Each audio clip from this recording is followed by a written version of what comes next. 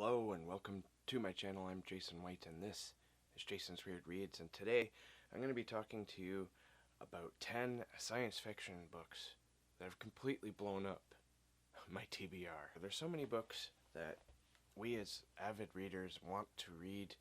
Some of these books have been on my TBR for a while, but some of them are new. So how about we get right into them. First up I have Nofek Gloss by Essa Hansen. Now, what I'm going to do with all these, I'm going to read you the synopsis and then tell you what I think about the synopsis, and that'll be that. Alright, so for Nofek Gloss, the synopsis is, Caden's planet is destroyed, his family gone, and his only hope for survival is a crew of misfit aliens and a mysterious ship that seems to have a soul and a universe of its own. Together, they will show him that the universe is much bigger, much more advanced, and much more mysterious than Caden had ever imagined. But the universe hides dangers as well, and soon Caden has his own plans. He vows to do anything it takes to get revenge on the slavers who murdered his people and took away his home. To destroy their regime, he must infiltrate and dismantle them from the inside, or die trying. Excuse me. So, this book sounds really cool. I've seen a lot of people talking about Nofek Gloss on booktube. A lot of people do seem to really enjoy this book. I've seen the most recent person I've seen talk about this is Rachel from Shades of Orange, and she had a lot of good things to say about it, and that was sort of the final straw for me. I was like, I think I gotta read this. One thing I really enjoy about the sounds of this book is the sentient spacecraft that's in it. That has a universe of its own. That sounds intriguing. I'd like to see exactly what that's about. Up next, I have another book actually that Rachel praised a fair amount. I believe in either 2020 or 2021, and that's 9 Fox Gambit by Yoon Ha Lee. This book actually, or this series I should say, it intimidates me a bit. I've talked about wanting to read this series here before, and I haven't taken the plunge yet because of the intimidation factor. I really shouldn't be intimidated by it though, considering that I'm reading the Malazan Book of the Fallen. Eventually I'll get to it, I'm sure. So here's the synopsis. Centers on disgraced Captain Kel Cheris, who must recapture the formidable fortress of Scattered Needles in order to redeem herself in front of the Hexarchate. Hexarchate? To win an impossible war, Captain Kel Cheris, that's actually a bit of a tongue twister, must awaken an ancient weapon and a despised traitor general. Captain Kel Cheris of the Hexarchate is disgraced for using unconventional methods in a battle against heretics.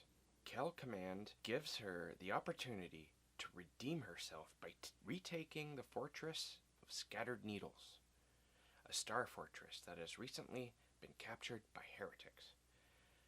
Cheris's career isn't the only thing at stake. If the fortress falls, the Hexarchate itself might be next. Cheris's best hope is to ally with the undead tactician Shus Jadeo. I hope I didn't butcher that, I'm pretty sure I did. The good news is that Jadeo has never lost a battle, and he may be the only one who can figure out how to successfully besiege the fortress. The bad news is that Jadeo went mad in his first life and massacred 2 armies. One of them his own. As the siege wears on, Cheris must decide how far she can trust Jadeo, because she might be his next victim. This series sounds like it's, especially this book, it sounds like it's full of, it's like you're making really bad choices in order to hopefully reach the end that you need to reach. It sounds like a serious gamble going on in this series, and that has me curious. But also, I really like the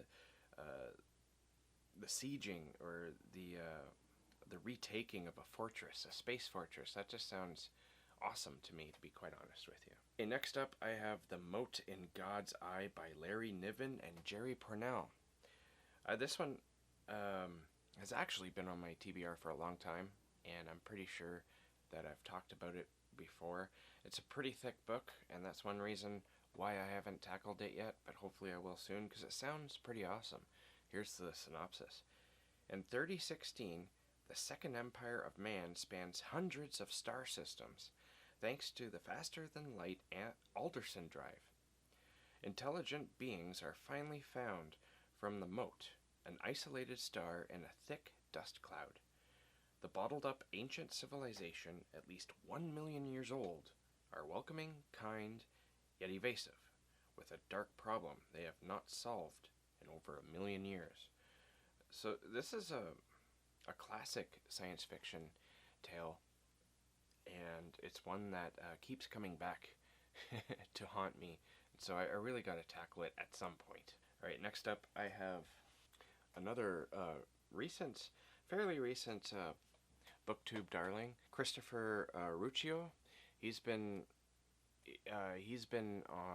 circulating booktube with this series. He has his own channel actually, where he talks about the writing of these books, and he writes fairly fast. He's coming out with like 2 of these, I think, this year, the last 2 within the series. I'm not too sure how big the series is, like 5 or 6 books, but this book here itself was only released in 2018, and it's a chunker. It is about 700 pages long. So it's another big one. I've heard it described as fantasy science fiction, in the sense that it's a little bit like Star Wars, but without being Star Wars by any means. But it has like that kind of fantasy feel to it. It's been compared to fantasy series like Patrick Rothfuss's Name of the Wind, that series. So I don't know, I guess we'll find out. It is pretty big. I don't know when I'll get to it, but I'm excited to get to it. So let's read the synopsis for this. Hadrian Marlowe, a man revered as a hero and despised as a murderer, chronicles his tale in the galaxy-spanning debut of the Sun Eater series, merging the best of space opera and epic fantasy. It's right there. Right there. It was not his war. I like how I did that. It was not his war. On the wrong planet, at the right time, for the best reasons, Hadrian Marlowe started down a path that could only end in fire. The galaxy remembers him as a hero. The man who burned every last alien Silsin from the sky. I don't know if I pronounced the alien race there correctly. Bear with me. They remember him as a monster. The devil who destroyed a sun, casually annihilating 4 billion human lives. Even the emperor himself, against imperial orders. But Hadrian was not a hero. He was not a monster. He was not even a soldier. Fleeing his father and a future as a torturer, Hadrian finds himself stranded on a strange backwater world, forced to fight as a gladiator and into the intrigues of a foreign planetary court. He will find himself fight a war he did not start for an empire he does not love against an enemy he will never understand. So yeah, it's definitely got like some political intrigue in there, some war, some serious annihilation of entire planets of people. It sounds kind of crazy, and it also sounds like a lot of fun. Next up I have Chasm City by Alistair Reynolds. I've been wanting to read this since I finished off Revelation Space like 10 years ago, and I'm hoping to actually reread Revelation Space at some point and then maybe jump into Chasm City. I would love to be able to do that with audiobook, but to be honest with you, I was not a big fan of the narrator.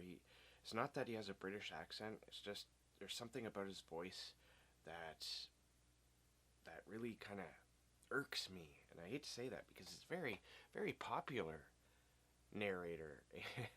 And so I'll probably have pissed off, I think his name is John Lee. I think that's his name. Anyways, every time I see him as a narrator, I tend to skip it, because I listened to the Revelation Space books on audiobook when I first read them, and that was what gave me my opinion. my awful opinion. it's just me. There's a lot, like I said, there's a lot of people who love John Lee's narration, so I'm in the minority here. I want to read it with my eyes just to see what it's like, but I would really love to be able to tackle them on audiobook format. But here is the synopsis for Chasm City. The once utopian Chasm City, a doomed human settlement on an otherwise inhospitable planet, has been overrun by a virus known as the Melding Plague, capable of infecting any body, organic or computerized. Now, with the entire city corrupted, from the people to the very buildings they inhabit, only the most wretched sort of existence remains. For security operative Tanner Maribel, it is the landscape of nightmares through which he searches for a low-life post-mortal killer. But the stakes are raised when his search brings him face to face with a centuries-old atrocity that history would rather forget. This Alistair Reynolds is known for writing pretty dark science fiction. He, like, that Melding Plague, basically what that is where flesh and it's a disease, a virus type that affects both metal and human flesh, where it can make them meld into one thing, and it's rather grotesque. The Revelation Space has that as sort of like a backdrop to the series. If it's not about that entirely within the series, I can't remember, but I remember it being very dark and very weird, and those things are just that's the type of science fiction I want to read. It's very borderline horror. Next up, I have Childhood's End by Arthur C. Clarke. Here is the synopsis for this. The overlords appeared suddenly over every city, intellectually, technologically, and militarily superior to humankind. Benevolent, they made few demands. Unify Earth, eliminate poverty, and end war. With little rebellion, humankind agreed, and a golden age began. But at what cost? With the advent of peace, man ceases to strive for creative greatness, and a malaise settles over the human race. To those who resist, it becomes evident that the overlords have an agenda of their own. As civilization approaches the crossroads, will the overlords spell the end for humankind or the beginning? This is an interesting concept, honestly, because I've heard it said before that without great struggle, humankind tends to suffer because of hope, honestly.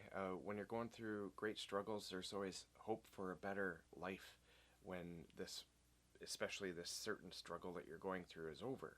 So I think this book kind of tackles that sort of philosophical argument that we, as a human race, cannot live peacefully because we are programmed. We need it's just a basic instinct.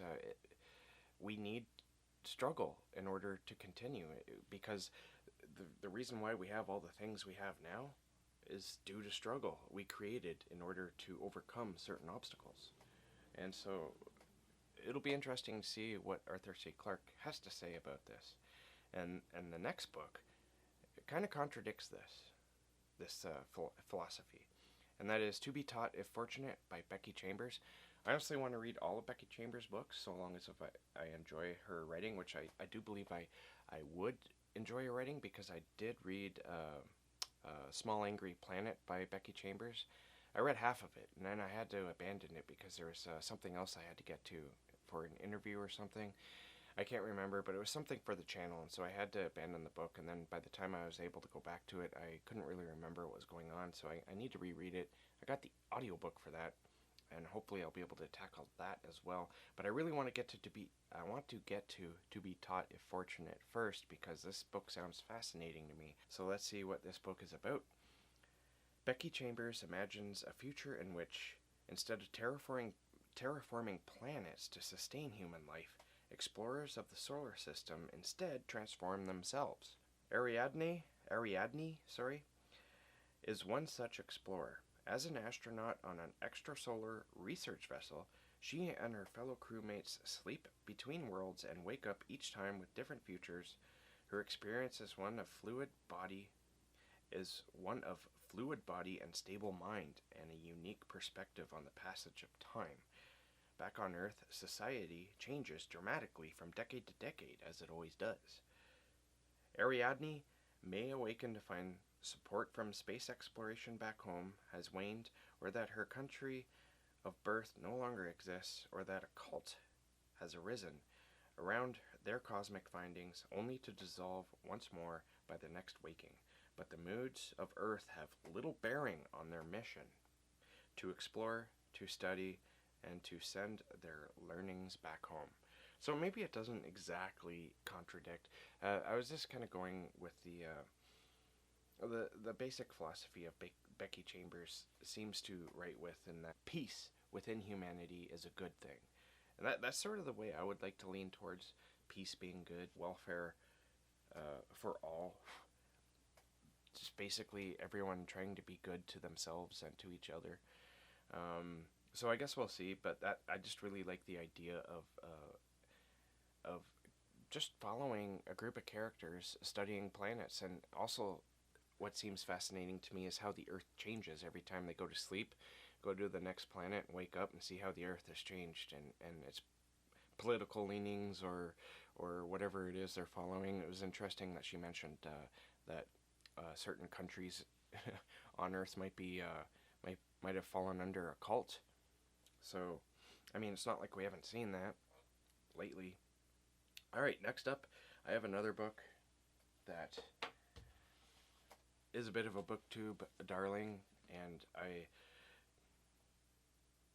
think I was recommended this book after talking about my love for Robert Charles Wilson's epic Spin book, because that's made my top science fiction book my favorite. I would call it my favorite science fiction book, at least at this point. And Children of Time is what I'm talking about here. So let us get into the synopsis for this. A race for survival among the stars. Humanity's last survivors escape Earth's ruins to find a new home. But when they find it, can their desperation overcome its dangers? Who will inherit this new Earth? The last remnants of the human race left a dying Earth, desperate to find a new home among the stars. Following in the footsteps of their ancestors, they discover the greatest treasure of the past age, a world terraformed and prepared for human life. But all is not right in this new Eden. In the long years since the planet was abandoned, the work of its architects have borne disastrous fruit. The planet is not waiting for them, pristine and unoccupied. New masters have turned it from a refuge into mankind's worst nightmare. Now 2 civilizations are on a collision course, both testing the boundaries of what they will do to survive. As the fate of humanity hangs in the balance, who are the true heirs of this new Earth? I know what the creatures are that inhabit this new Earth, and I'm not going to spoil it, but it was kind of spoiled for me, because when everyone was talking about this book a couple of years ago, they said what it was. I'm pretty sure you probably know what it is too, but it just sounds fascinating. And I really like science that sort of takes the idea of observing things, as you may have noticed with the last book I was talking about, To Be Taught If Fortunate. I like the idea of space exploration and seeing how things change out there, especially when you involve sentient life. And that was a big theme in Robert Charles Wilson's Spin book. And so I want more of that, and I'm hoping this will bring that. Alright, next up I have a fairly new one. It's also a bit of a booktube darling. As you may notice, a lot of these are booktube darlings, and the reason for that is because I tend to watch a lot of booktube. And so here we go with the synopsis. I don't think I named the book, did I? The book I'm talking about, of course, is Project Hail Mary by Andy Weir. Now, Andy Weir is well known for his book, The Martian. It's his most popular book, but a lot of people seem to really love this book too. It sort of plays on a lot of the themes that The Martian was based on. I haven't read any Andy Weir yet, but I want to, and I'm thinking of starting with Project Hail Mary because it just seems the most It's the one that's pulling at me the most right now. Here's the synopsis. Ryland Grace is the sole survivor on a desperate last chance mission, and if he fails, humanity and the Earth itself will perish. Except that right now, he doesn't know that.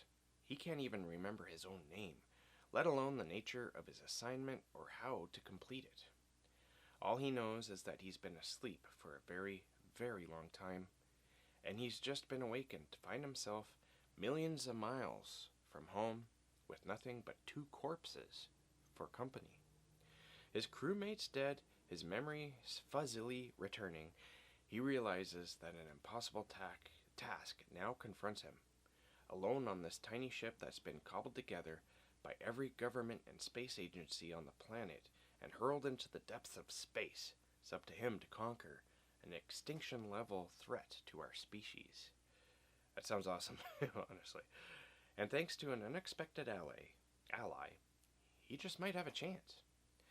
Part scientific mystery, part dazzling interstellar journey, Project Hail Mary is a tale of discovery, speculation, and survival to rival the Martian, while taking us into places it never dreamed of going. So, yeah, I got kind of excited while reading that because it just sounds really awesome. I might even bump that up, way up in my TBR because I'm like, yes, please. I need some of that. Alright, lastly here, this is another booktube darling. A lot of people love this book and this series, this trilogy. I'm talking about The 3 Body Problem by Cixin Liu. Here is the synopsis for this. This is another one that sounds really exciting. Set against the backdrop of China's Cultural Revolution, a secret military project sends signals into space to establish contact with aliens. An alien civilization on the brink of destruction captures the signal and plans to invade Earth. Meanwhile, on Earth, different camps start forming, planning to either welcome the superior beings and help them take over a world seen as corrupt, or to fight against the invasion. The result is a science fiction masterpiece of enormous scope and vision.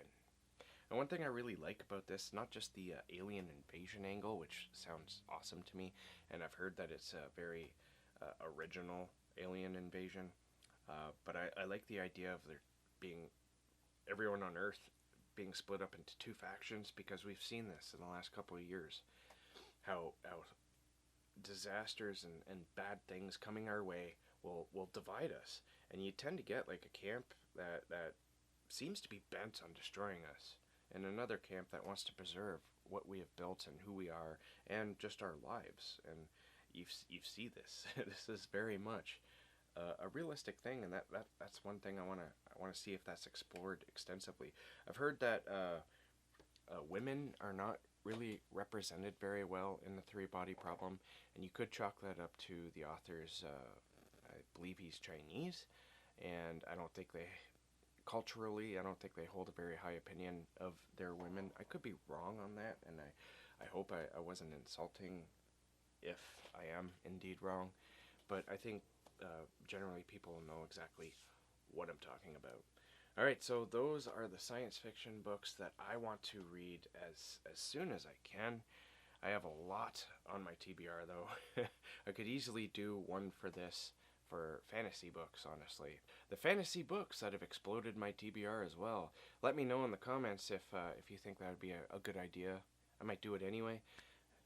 So thank you for watching, especially if you made it this far. If you have made it this far, please leave a little spaceship emoticon down there in the darkness. And if you can't leave a spaceship, just say spaceship, just for fun, for shits and giggles. And if you liked this video, there's going to be a couple more videos right over there. I like to talk about books. I like to make lists about books. So there's a lot on this channel here where I'm just talking about books. Thank you for watching. Keep being safe and keep being productive, and also keep being creative. And I'll catch you guys in the next bookish video.